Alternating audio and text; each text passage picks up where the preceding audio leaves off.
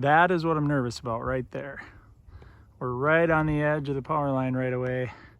And I gotta get that little bit of lean to come just to right a camera and kiss those that I tried first, but they're not really doing the job. So it's got to be these two big ash trees coming this way, and I've let them warm up all day. It's been 55 degrees, so it's 5 o'clock and I want to try to get them down here. So here we go.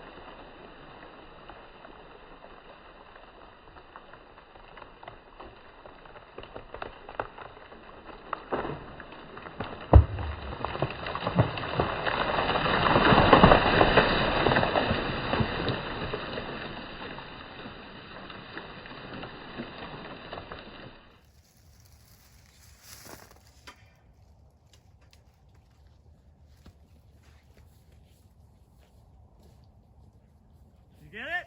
Oh yeah, I did. Looks pretty cool. You almost, that one, they'll get to see how close. That is a hell of a screen right now. Oh my gosh. Should go look on the road.